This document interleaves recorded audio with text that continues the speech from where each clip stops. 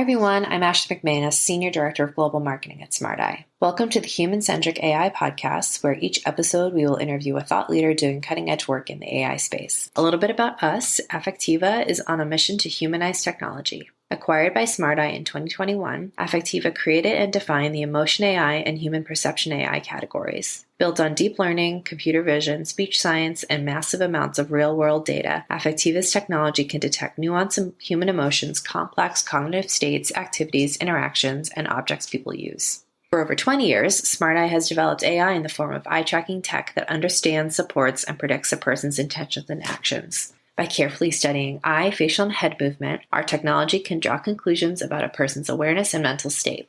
Our eye tracking is providing new insights for research within aerospace, aviation, neuroscience, and more.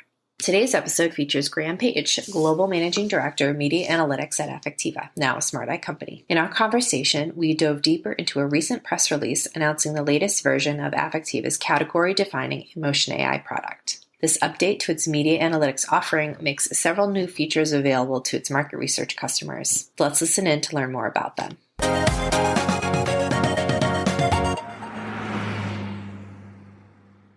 Okay, and welcome and thanks for joining us. Today I have our own Graham Page as our guest. Graham, thank you so much for making the time to speak with me today. You're more than welcome. Happy to talk to you and to everybody listening. Hello, everyone.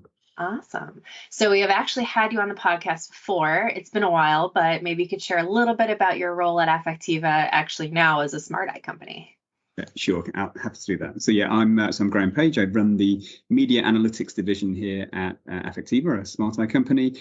What that means is my team are responsible for the work we do with the media industry and advertising industry in particular, and entertainment industry. So helping businesses understand audiences' emotional responses to content and to experiences.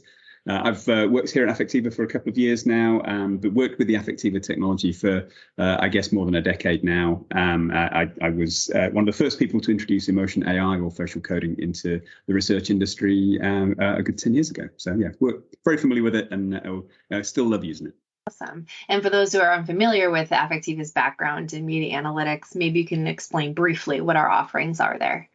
Yeah, can do. So as I alluded to earlier, a lot of our work is working with advertisers and entertainment content producers to help them see if their work is engaging people emotionally and engaging people emotionally in the right way. So some of the work we do is to pre-test advertising before it goes to air, or pre-test pilots or movies before they break, again, so that just that the businesses can understand if they're really resonating with people in the way that's intended.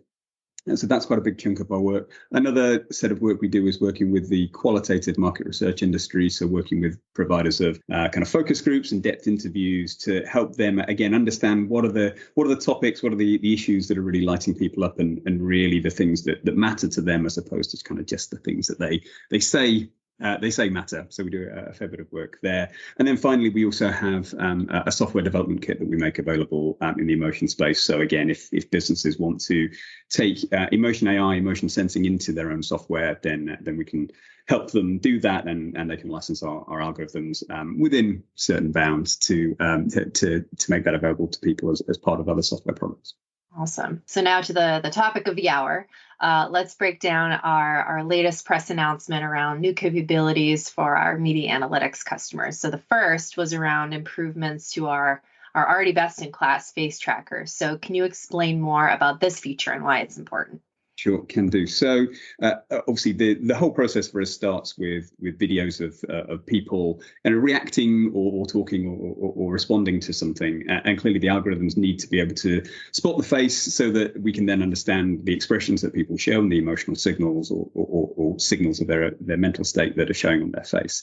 So that first step of releasing an enhanced face tracker really kind of has huge impact on the rest of the product, because if you can't see the face, you can't do a lot else with it. So what we've done here is borrowed from some of the work that we've been doing in automotive, where again, clearly, for a driver safety application, the technology really has to work in very challenging lighting conditions and all sorts of odd angles for the camera. So we borrowed the part of the software from the automotive division that spots people's faces but clearly then allows us to see a lot more faces in videos.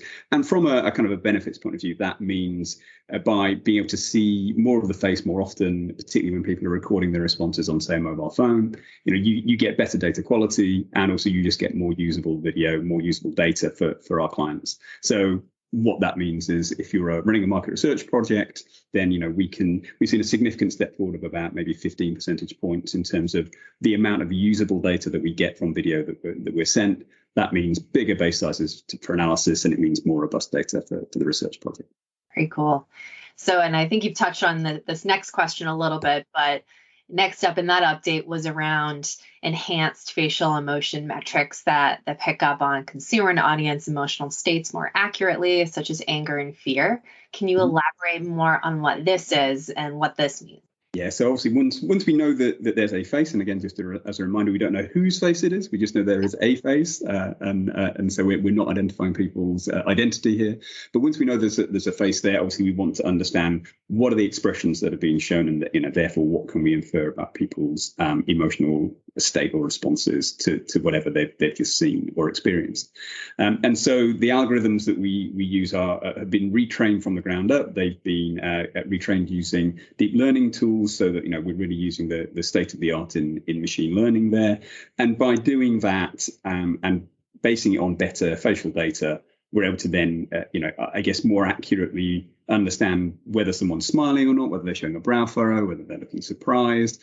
So the accuracy rates of all our emotion classifiers have gone from what was already a very high level, but have gone up even higher. And even a few incremental points here makes a big difference, because we're already at a high level. So really, again, our ability to just spot the expressions that people show on their face has been enhanced by this upgrade, and then that has obviously a knock-on effect for clients in terms of getting more insight from the videos that they're processing. Mm-hmm. Yeah, and it bears repeating as well, all collected with opt-in and consent, correct? Absolutely right. So none of our applications are filming people without their consent. That's obviously a critical principle that we have always stuck to at Affectiva and always will. Awesome. Okay. So we also announced some pretty groundbreaking work around mental state metrics, so sentimentality and confusion. Can you take us through the process, why we did it, our approach to developing these metrics, maybe touch on why it was so difficult, and who these metrics might be most relevant for? Sure. So yeah, the idea of understanding whether people feel sentimental or not is it seems a little bit odd, but if you think about the advertising industry at the moment, there's a huge interest in engaging people more emotionally. So you do get a lot of ads that are trying to kind of tug at the heartstrings, kind of really kind of like a kind of heartfelt, heartwarming stories, particularly at this, at the time of year that this is being recorded. We're in the run up to the holiday season when we're recording this. So, you're going to see a lot of advertising that's like that.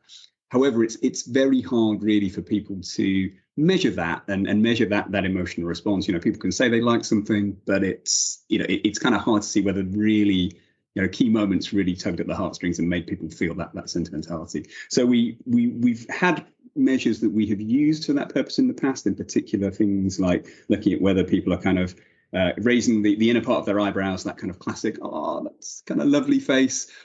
And that can be very powerful. But we also felt that there were other signals, and certainly the science team ran a lot of work looking at, okay, if we take ads that are sentimental and ones that aren't, what are the signals that people show on the face? So really what we realized is that there was more to this than I think people were realizing. And so we did a lot of really groundbreaking science work to understand what those signals are, and from that then built a new classifier that looks at a number of things that are happening on the face to really get a sense of whether people are having that kind of heartwarming moment or not. So yeah, we're able to distinguish between sentimental and non-sentimental ads. We're able to distinguish between the sentimental parts of ads and less sentimental parts of ads. But also what's interesting is people smile quite a lot when you see a sentimental moment. So we also had to build something that wouldn't just, be triggered falsely by a funny ad. So there was a lot to take into account here. And I think we're really pleased with the work that the science team were able to do to tease that signal apart.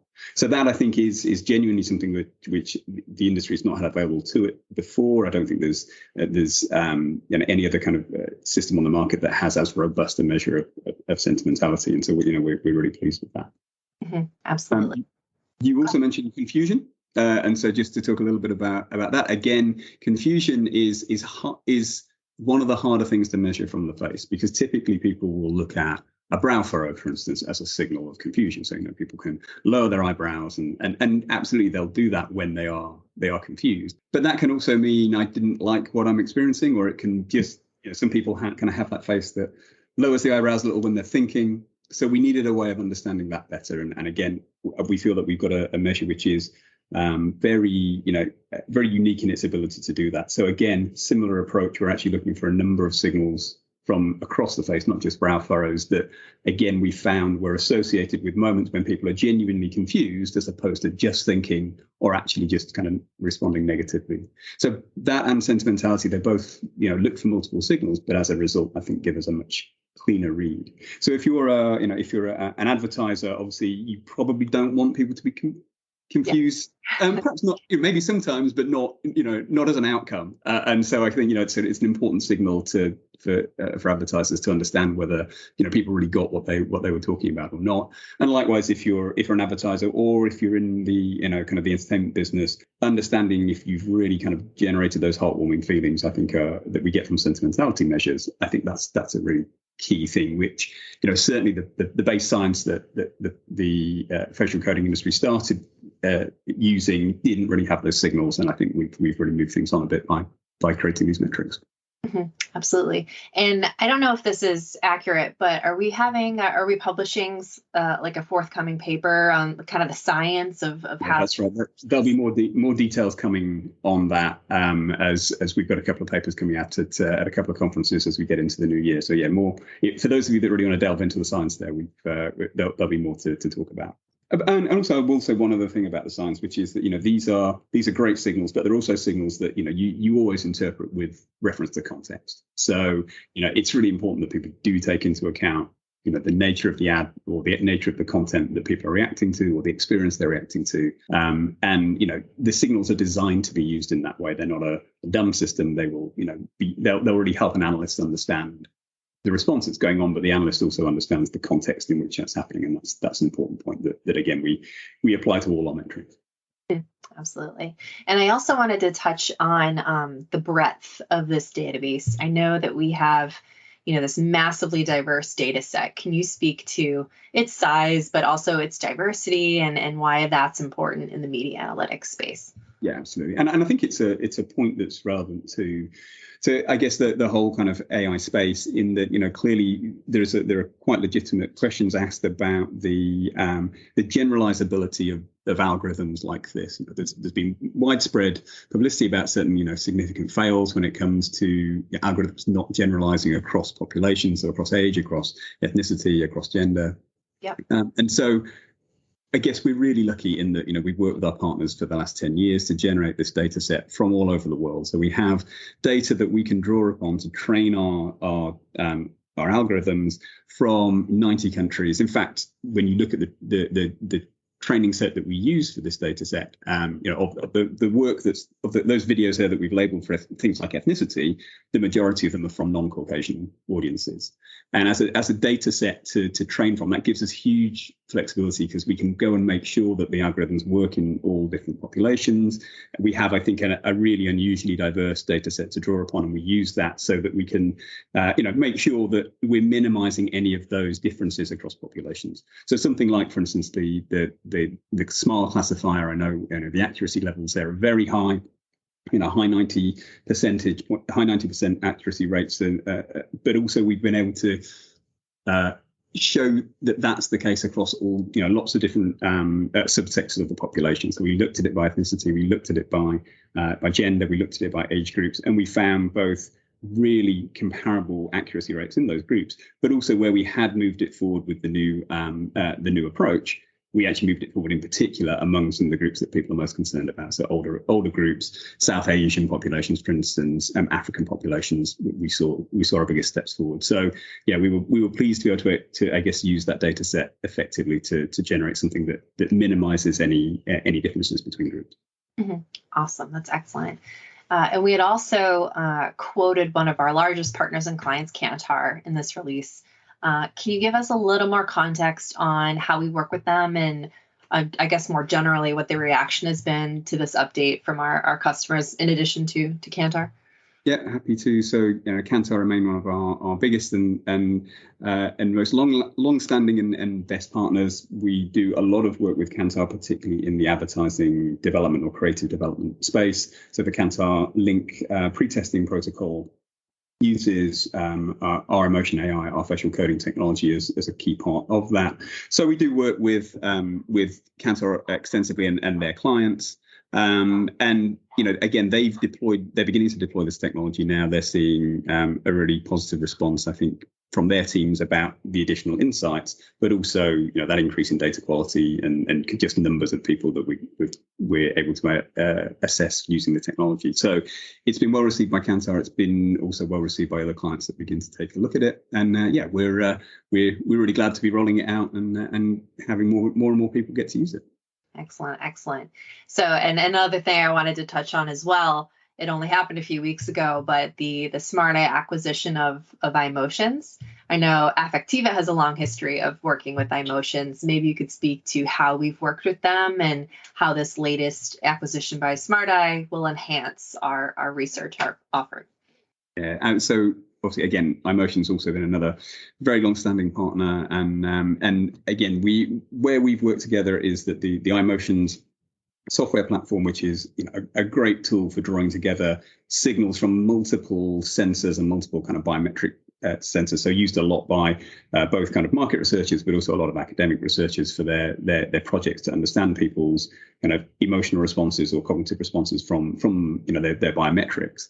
So we've been part of that software package for some time. There's been a facial expression analysis tool in that, which uses our software development kit. And so it's just great that we're able to kind of work much more closely together now that we're part of the same family. And I think there'll be some really interesting things to build upon there. Obviously, we've got a lot of expertise in things like kind of online data collection and virtual data collection. A lot of the iMotions technology is working really well in labs. So being able to bring some of those tools together beyond what we already have and beyond the tools that both parties have, I think could be really interesting. So yeah, looking forward to working more closely with the iMotions team.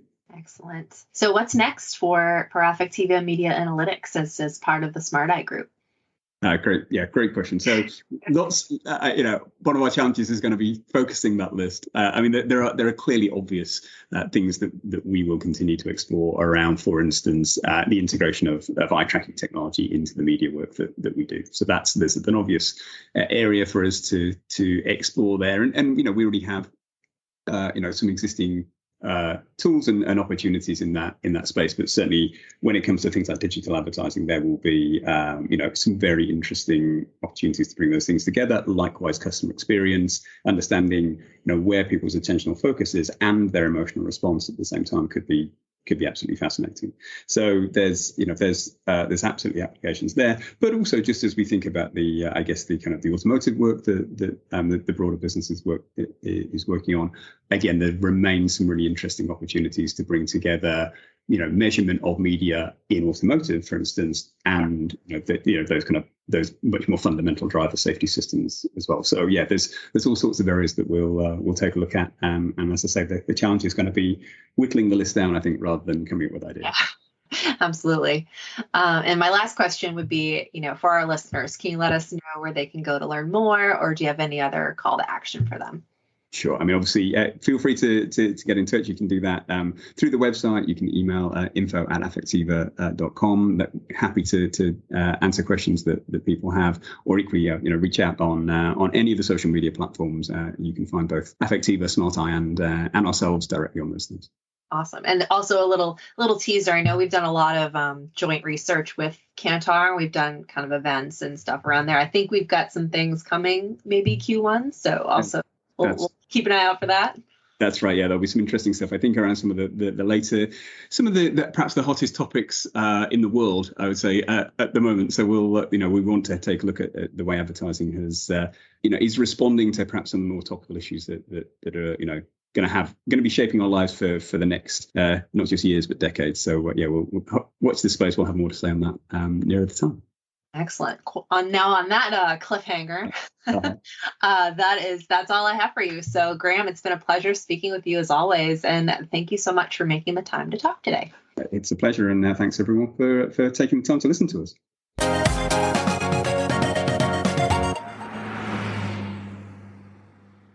The features covered in our conversation are all really exciting for our media analytics partners and clients. The updates to our already best-in-class face tracker, the enhanced facial emotion metrics that pick up emotional states more accurately, such as anger and fear, and the introduction of groundbreaking mental states, sentimentality, and confusion. The unique insights we'll be able to gather from these updates can be practically applied to improve brand experiences and communications, building a more positive and meaningful connection with consumers and enabling optimization and action. Check out the full press release in the show notes to learn even more. I hope you enjoyed today's episode. Don't forget to subscribe to our Human-Centric AI podcast on iTunes, Google Play, Stitcher, or wherever you get your podcasts for new episodes. We're also on social media, so please reach out to us on Twitter, Facebook, LinkedIn, and Instagram to share any feedback you have on the show. Don't forget to rate us and comment with your feedback to help make the podcast more discoverable for others. Until next time, thanks for listening.